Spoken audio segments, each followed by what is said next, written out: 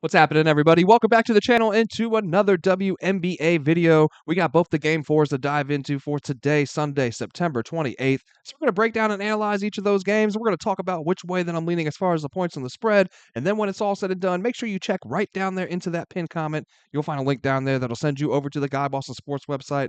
That's where all of my final plays for these games are going to live for free.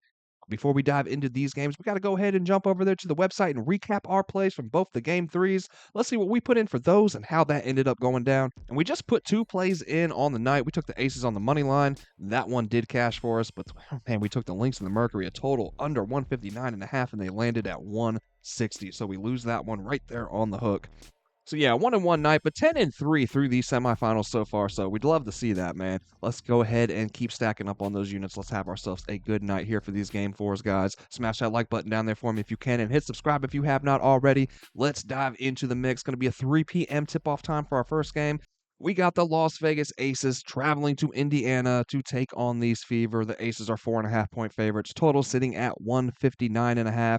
Now, Game 3 saw the Aces go into Indiana, take a 2-1 lead here in the series. They're now one win away from heading back to the WNBA Finals and eliminating these Fever from what's been a really impressive run here through these playoffs so far, man. Now, the Aces, they were out-rebounded in Game 3. They were killed on the offensive glass as well, but the Fever really didn't do much with those second-chance opportunities. Despite pulling in 16 offensive rebounds to just 4 from Vegas, they only outscored the Aces in second-chance points 13-10. Vegas shot 50% from the field, 40% from deep to just 35 and 30% respectively from Indiana. And the Aces dominated these Fever in the paint again, man, 48-34. But in that regard, Asia was kept in check again, man, and we floated an idea around of an under for her PRA there in that last video, for the game 3, but just could not get there, right? But she has definitely had troubles against this Indiana squad, and specifically Aaliyah Boston. She does a great job defending Asia down low.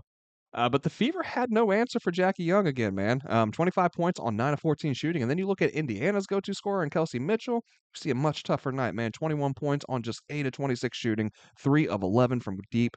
Now, the Aces, they began this run in early August that has them sitting at 20-2 over their last 22 games.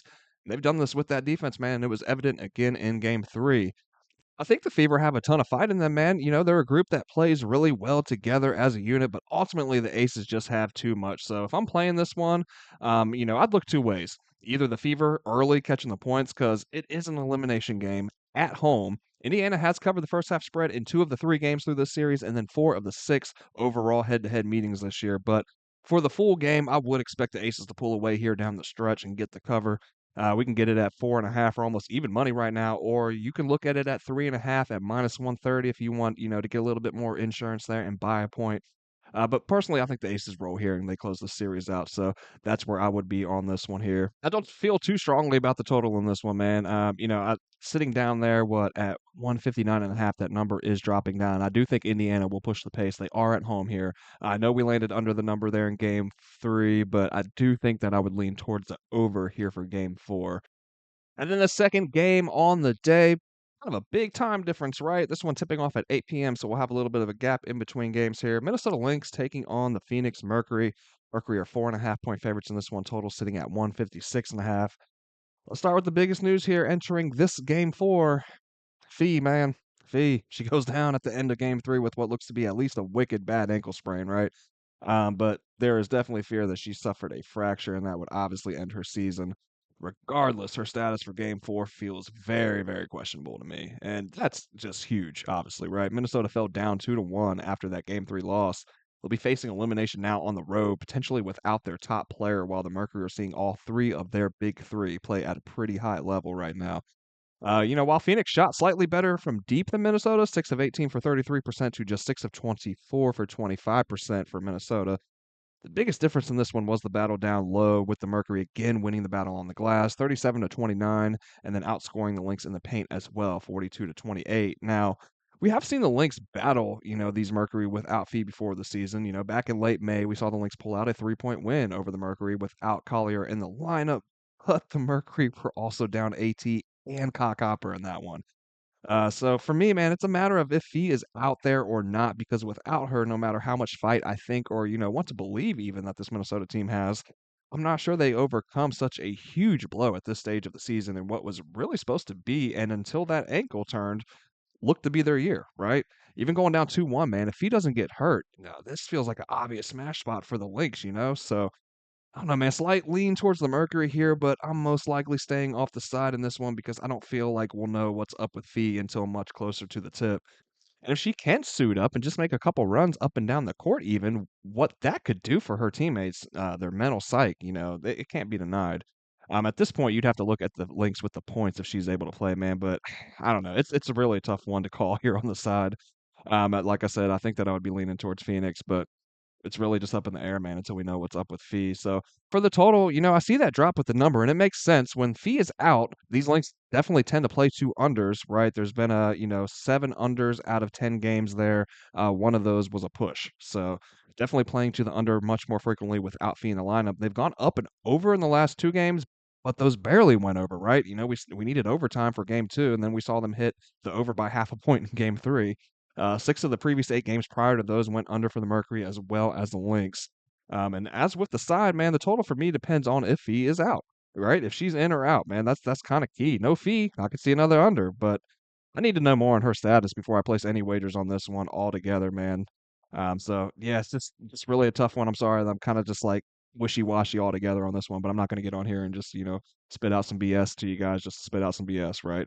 Just being 100% and being real. I'm not really sure which way to go with this one because that status of Fee is so up in the air. And like I said, man, I don't even if she plays, I don't really know that I can expect her to be at full strength. It hits at least a really, really bad ankle sprain, right? Maybe she tapes that thing up, and like I said, she runs up and down the court a couple times, and that gets the team going, right? And I do think that would be enough to help Minnesota get the cover. But yeah, let's keep rambling back and forth, man, to let you guys know that, yeah, without Fee out there or with Fee in there, that is really the key for the side and for the total on this one. And also, before we get out of here today, man, you know, just seeing that Coach Reeves will be suspended for game 1, man, I just saw that, right, for her outburst in game 3.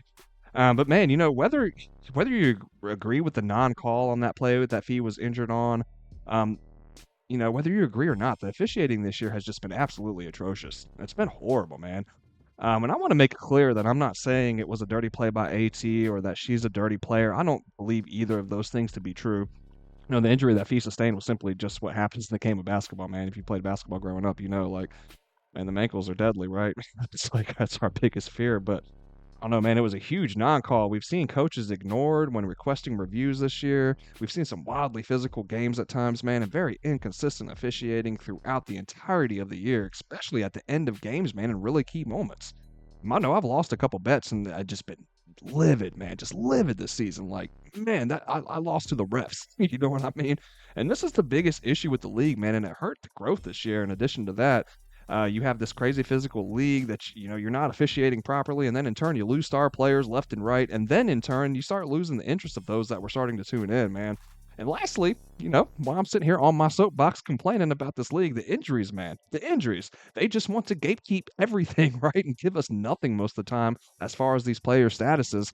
You want to grow this league, man, but you allow your stars to get beat down, sidelined, and then you don't inform the public, a vast majority of us that love the sports bet, right? It's not a good look, man. And the W really, in my opinion, missed a huge opportunity to build off the growth from last year.